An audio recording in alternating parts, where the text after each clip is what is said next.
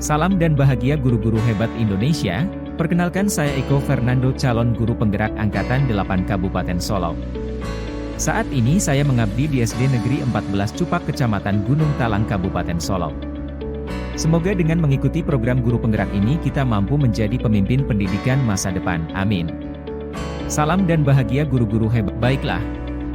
Untuk saat ini kita akan membahas koneksi antar materi dan kesimpulan refleksi modul 1.1.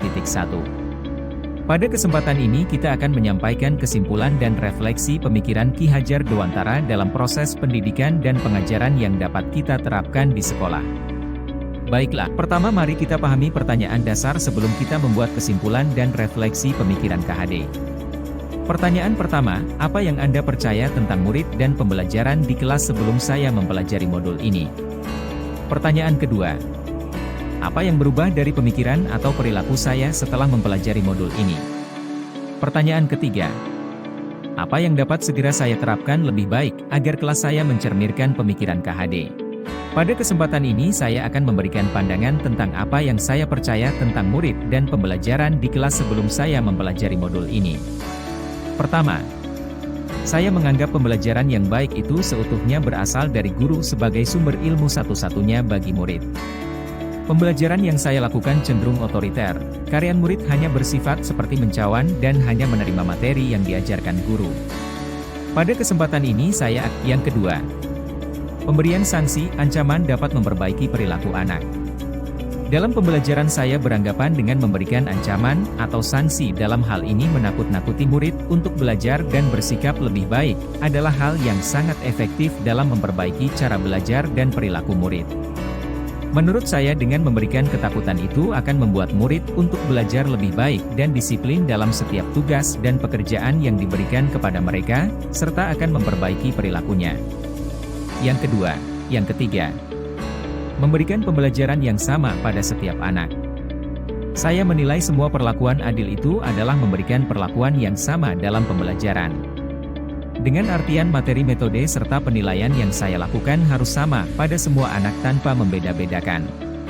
Yang keempat, keberhasilan pembelajaran hanya diukur dari ketuntasan materi dan KKM. Saya berpikir apabila hasil atau nilai murid sudah mencapai KKM, berarti saya sudah berhasil mengajar, tanpa memperhatikan aspek lainnya. Yang kelima, kebutuhan anak dalam pembelajaran tidak diperhatikan. Saya berpikir tugas saya hanya menyampaikan materi ajar. Dan beranggapan semua murid pasti sudah memahami itu. Saya jarang memperhatikan kebutuhan mereka dalam pembelajaran, baik dalam materi, media ajar, ataupun tanpa memperhatikan keinginan dan minat serta bakat belajar anak. Saya tidak mempedulikan keinginan murid, maunya seperti apa dalam belajar, serta apa yang dibutuhkan dalam belajar sering tidak saya penuhi. Yang kelima, selanjutnya setelah saya mempelajari modul 1.1 ini, banyak hal yang berubah pada diri saya dalam pembelajaran di kelas. Di antaranya, pertama, merubah pola pikir. Pertama, saya menyadari bahwa karakter anak itu berbeda-beda. Hal ini selaras dengan pemikiran KHD bahwa anak itu bukanlah seperti kertas kosong, namun telah membawa guratan-guratan samar, serta anak memiliki kodrat alam serta zaman yang mempengaruhi karakternya masing-masing. Sekarang saya sadar bahwa karakter masing-masing anak itu unik dan berbeda-beda sesuai dengan kodratnya masing-masing. Yang kedua, pembelajaran yang baik itu bersifat student center, di mana murid merupakan subjek pembelajaran, sehingga kita sebagai guru tidak lagi otoriter dalam pembelajaran. Yang ketiga, ternyata untuk membentuk karakter serta budi pekerti positif anak, tidaklah dengan cara memberikan ancaman, melainkan dengan sentuhan kasih sayang sehingga membuka hati dan lebih cepat dimaknai anak untuk berubah menjadi perilaku yang berbudi pekerti luhur. Selain merubah pola pikir, yang kedua adalah merubah perilaku saya dalam mengajar.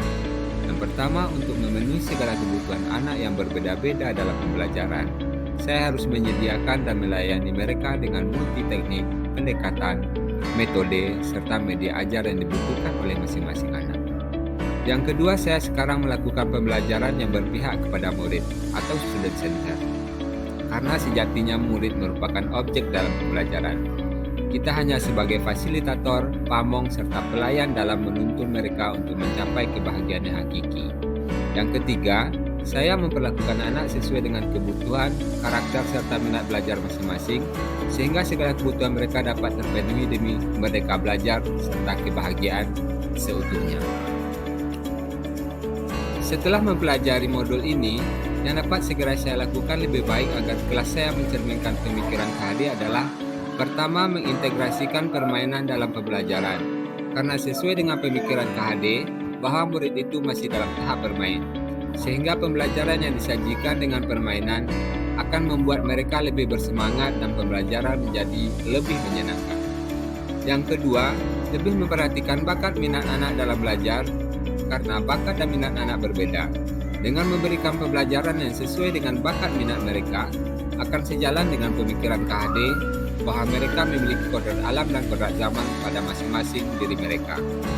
Yang ketiga, memanfaatkan alam sekitar dalam pembelajaran atau alam berkembang jadi guru.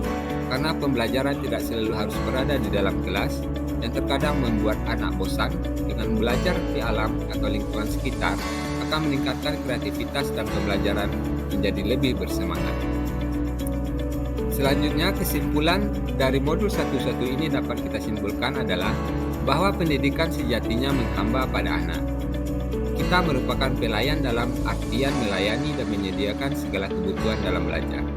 Yang kedua, pendidikan harus menuntun mereka dengan menyediakan segala kebutuhannya. Kita merupakan kompas bagi mereka agar mereka tidak kehilangan arah dalam mencapai tujuan mereka.